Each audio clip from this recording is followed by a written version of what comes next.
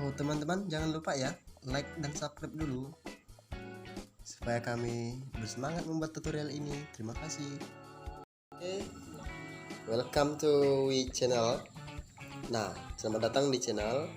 Di sini kami akan menjelaskan submateri yaitu pengurus koperasi dan tanggung jawabnya.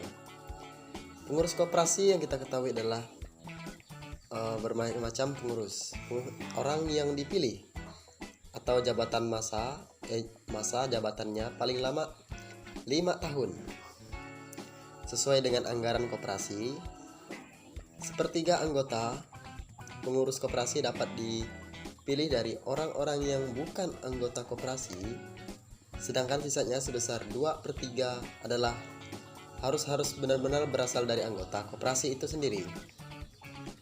Pengurus koperasi bertanggung jawab langsung kepada rapat anggota. Tugas dan kewajiban pengurus koperasi adalah memimpin organisasi itu sesuai dan operasi mewakili di muka dan di luar pengadilan sesuai dengan keputusan-keputusan rapat anggota. Pengurus koperasi antara lain pengurus harian, ketua tugas dan tanggung jawab mengendalikan seluruh kegiatan koperasi, baik dari memimpin, mengkoordinir, mengurus, menerima, mendatangani, menerima laporan, mengambil keputusan, maupun memimpin rapat anggota. Nah, kita nanti sebaiknya melihat slide terlebih dahulu, melihat tugas sekretaris tugas dan tanggung jawabnya. Oke. Nah, bisa kita lihat sekretaris tugas dan tanggung jawabnya. Yang pertama, membantu ketua dalam melaksanakan kerja. Yang kedua, menyelenggarakan kegiatan surat menyurat dan ketatausahaan koperasi. 3. Mencatat tentang kemajuan dan kelemahan yang terjadi pada koperasi. Keempat, menyampaikan hal-hal yang penting pada ketua. Dan yang kelima, membuat pendataan koperasi. Nah, selanjutnya kita ke bendahara. Bendahara, tugas dan tanggung jawabnya: merencanakan anggaran belanja dan pendapat koperasi, memelihara semua harta kekayaan koperasi, membukukan transaksi ke supplier 1 juta pengisian saldo, melaksanakan cash on plan yang ada di kasir.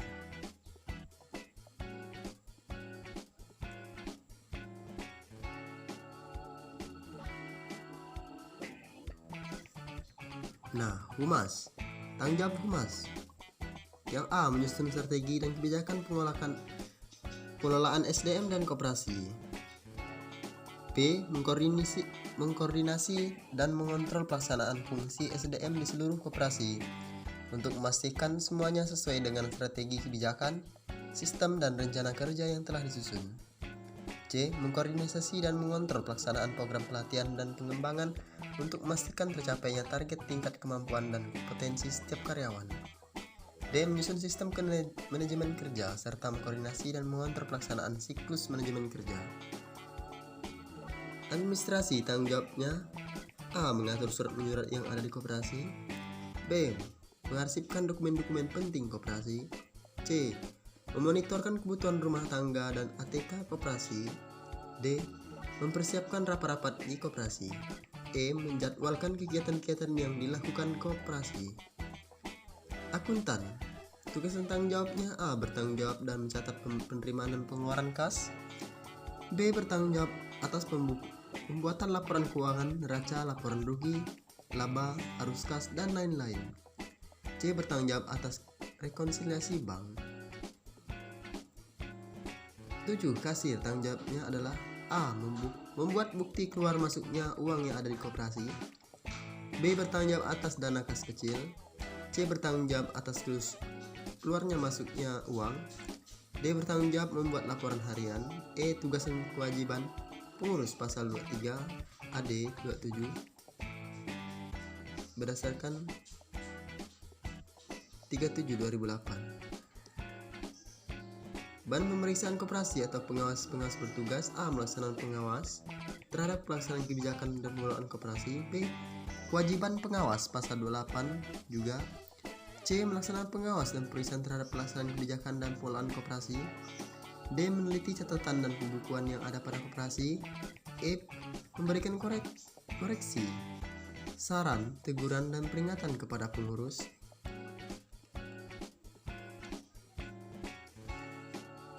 Oke, itu beberapa hal poin penting sebagai manajemen koperasi.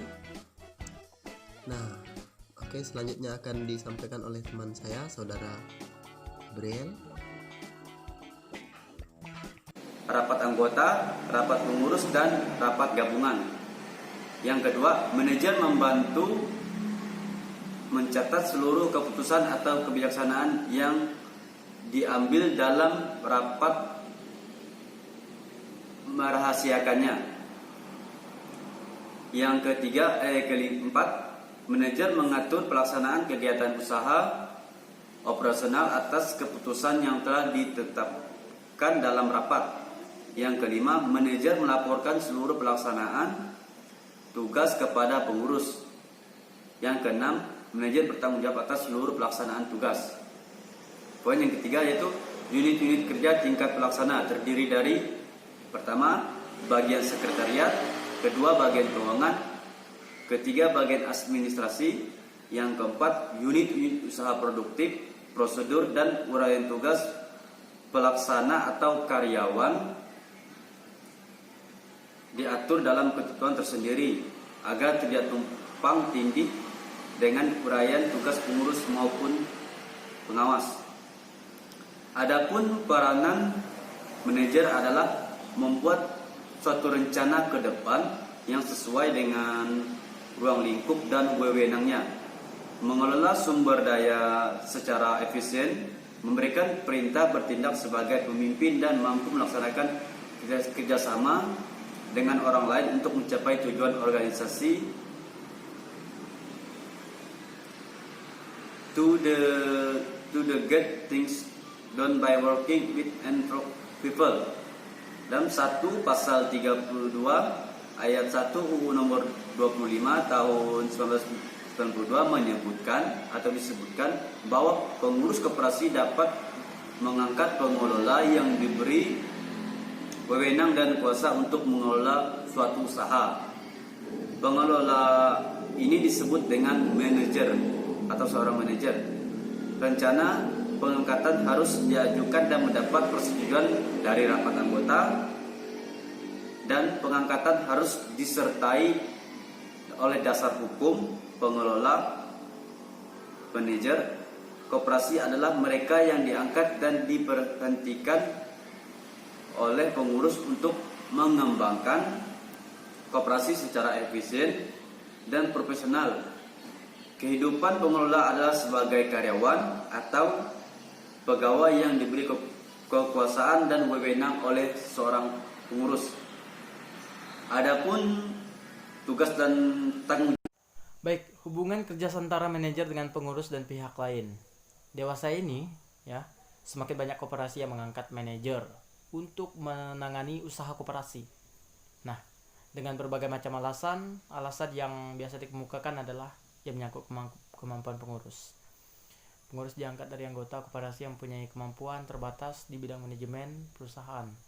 Selain itu, pengurus mempunyai tugas yang lebih luas, yaitu memimpin koperasi secara keseluruhan, sehingga hal-hal yang bersifat operasional dapat diserahkan kepada manajer.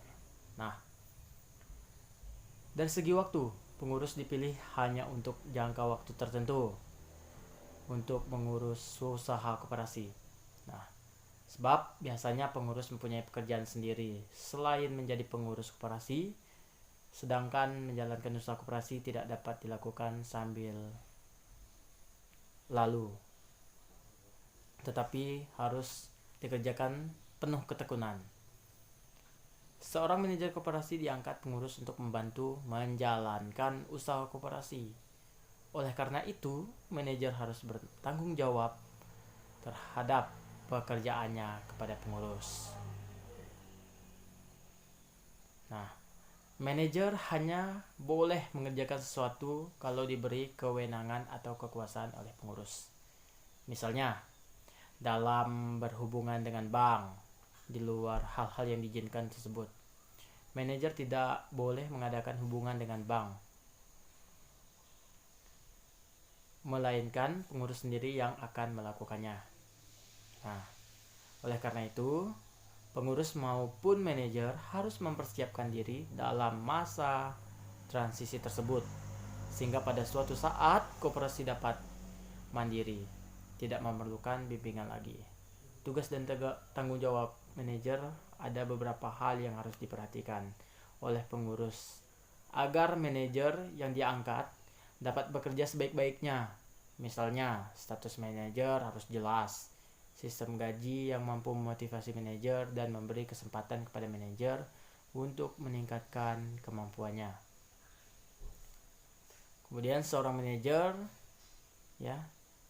diberi wewenang untuk melakukan tugas di bidang usaha koperasi yang mencakup semua pelaksanaan usaha koperasi, seperti di jalannya usaha. Manajer memperoleh wewenang dari pengurus, maka dia harus mempertanggungjawabkan kepada rapat anggota. Manajer yang melakukan penyelewengan berhak dilakukan tindakan tertentu oleh pengurus. Nah, tindakan tersebut ada yang ringan, misalnya diperingatkan atau diskors. Tetapi dapat pula dilakukan tindakan yang keras apabila kesalahan manajer cukup berat. Nah, kesimpulan dari kelompok kami ialah menurut kelompok kami, pengurus koperasi adalah seorang karyawan yang diangkat dan diberhentikan oleh manajer untuk meningkatkan koperasi secara efektif dan efisien demi tercapainya kebutuhan koperasi itu sendiri. Sedangkan manajer adalah seorang tenaga fungsional yang diangkat dan diberhentikan oleh pengurus untuk menjalankan koperasi sebagai tanggung jawab besar tujuan koperasi. Nah, saran dari kelompok kami, bagi kita hendaknya kita saling bekerja sama untuk mencapai tujuan seperti halnya organisasi pada koperasi dengan 3 pilar, yaitu pendidikan, swadaya, dan solidaritas. Sekian dari kelompok kami, terima kasih.